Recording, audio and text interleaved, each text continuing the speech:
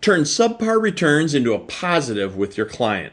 Learn how to stay ahead of the curve and manage both portfolios and client perspective so that less than expected returns will actually improve your relationship with clients.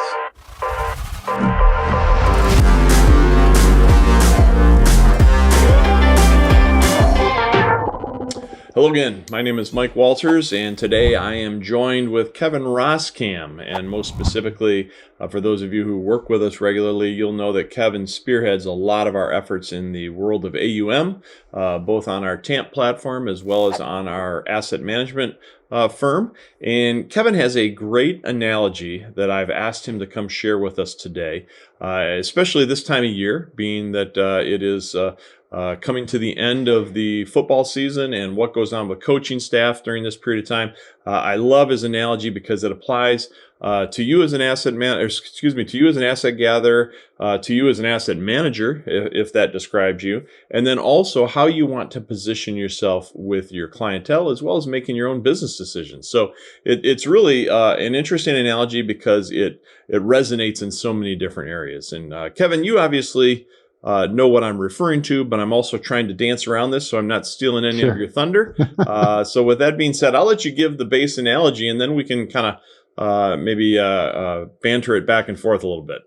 Yeah, sure. It's like you said, we're in that time of year and have been for the last, several weeks, typically where we are as Lions fans every year, seems like. And, Don't remind me of that. That's a whole nother conversation. If you can run two of the best players the NFL's ever seen out of the entire league, like you need to make some long-term major changes. But I'll leave my Barry Sanders and my Megatron stories aside. Yeah, long-term heartache, no doubt. But everybody's looking for coaches right now. The teams that are on the low, in the lower end of the league, they're looking for coaches. Everybody's replacing different positions, and it kind of struck me that when you look at these head coaching positions, generally you hear one of two things: either the head coach is a defensive guy, or he's an offensive guy. You've got these guys that run billion-dollar organizations on the field that have very little experience on one side of the ball or the other. And yet they're qualified to be a head coach. And I think that's, as I've been thinking about that, and especially, with any specific coach, but, looking at, who the Lions had, he was a defensive specialist. And no one expected him to be an offensive specialist. What they expected him to do was to find coaches that had expertise in the areas where he didn't. And it struck me that that's exactly what we as advisors should be doing. Although certainly our clients view us as the expert and they view us as their financial coach, I think it's reasonable that they would understand that we are not experts in every field inside of the financial services world. We go to insurance experts. We lean on, our case design team, or we lean on people like myself. Even on the platform, on the exchange platform, right? We have managers, that are very good at tactical management that don't know anything about passive management. And so as an advisor, you're the head coach, but you're looking for experts to manage the client's portfolio. And I think that's exactly what we're doing on the exchange. Yeah, I agree. And for those of you who are not football fans, you would probably be surprised at how large a coaching staff actually is, whether it's a college team or a professional team, as you've mentioned here, Kevin. And so the head coach doesn't get down into the weeds. They don't get into the minutia on every position player and all the different position coaches that then are necessary. And that's a great analogy because you're doing the same thing. It's dangerous for an individual who is paid as an asset gatherer, which basically is what every financial advisor is truly paid for, by the way, is to gather the assets and manage the relationships. If you are in turn also managing the portfolios yourself as rep as PM, as putting on that asset manager hat and deciding what's held inside of each model, then you're taking it a step or two beyond the norm.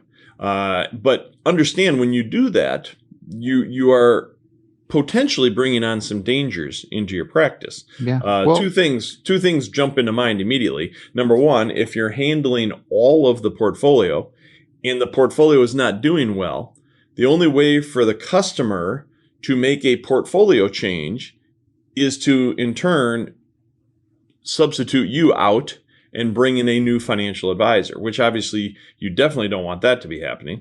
But then secondarily, even if you do have an area of expertise, I think it's important that as an asset manager, you identify the other areas that you don't have expertise, and you then surround yourself with the appropriate other third-party asset managers to fill in those voids. Because it is impossible to do it at all levels and to do it well at all levels. You can look at all the institutional money and asset managers out there. The portfolio managers they hire are very specialized. And it's truly impossible to just do it across the board and be that well at it. So you can look at us as a mirror image of that, right? Because we're kind of a mirror image of the financial advisors. We just take it up a level at the institutional side. So on our TAMP platform, we've collected a series or a grouping of what I would call all these different position coaches, so that you can go in there and you can select what you want to do by the coach and by the different models that they have underneath each of them. And we've even done the same with our own asset management firm, USA Financial Formulas, because we have the area from an organic standpoint that we kind of specialize in with equities and so on. But we also then have brought in collaborative research partners and have made additional models based on their research, which has areas of specialty that we don't have, and vice versa. And so I think it's important to kind of know where your boundaries are, know where your skill set is, and then build around yourself accordingly. And then, Kevin, you could have that same conversation in terms of trying to position yourself with the customer as well. Yeah, right. And, think about if you are a football fan, and if you think about the NFL, think about the failed experiments of the GM/coach. They hand all of this authority over to the coach and also allow him to put the team together. And it never works. But there's always a point where that breakup happens. And as soon as that coach gives up the GM position, his days are numbered. Yeah. And it's the same, it can be the same way in our business too. And our role as I'm going to be your financial advisor. I'm going to, like you said, manage the relationship. And of course I talk about, that emotional attachment. I've said it before, but clients of course have an emotional attachment to their money. But what we found in the relationships, of course, that you and I build, Mike, with our advisors have an emotional attachment to that money too, because they've built a relationship. They want their clients to succeed, and they have an emotional attachment to the plan they put in place. And when you have your own emotions wrapped up in the client's success, you can make decisions that seem in the short term to be the right decision to make. And where the money manager isn't making emotional decisions, because the money manager doesn't know the client. They manage the money, you manage the relationship, and it is very different. Yeah. But yeah, like you said, even for what we've done, I think in USA Financial Formulas, of course, with your leadership, having the ability to say, okay, we're formulaic in nature. We are an unemotional money manager. And so how do we partner with other managers that have the same philosophy that we do, but they do things a little differently? They bring something different to the table. It goes to that offensive coach who brings in an offensive coordinator. Yeah, they're going to run a similar offense, but there's subtle differences that the new coach brings in. And that's what we've done, I think, with our partnership with the Sherman sheet, and also with Value Line, because both are formulaic in nature. Both are unemotional money managers, and they do things a little different than what we do. And I think it's been a tremendous a tool for us to be able to build these relationships with our research partners, of course, with our other money managers on the platform too, to offer something to come at problems from so many different angles. Yeah. And so going to kind of change gears, because with the time we have left, the one other thing I really wanted to have us hit on, Kevin, is if someone's following our advice, they're going to be developing, let's call it a custom composite model or a collection of composite models that they like, the way they like to have things set up. I know you help countless advisors do this. But now let's say one of the, we've been given this coach analogy, one of the position coaches, so one of the asset managers, is not performing the way you need them to within the portfolio. How would you now position the necessary change with the customer?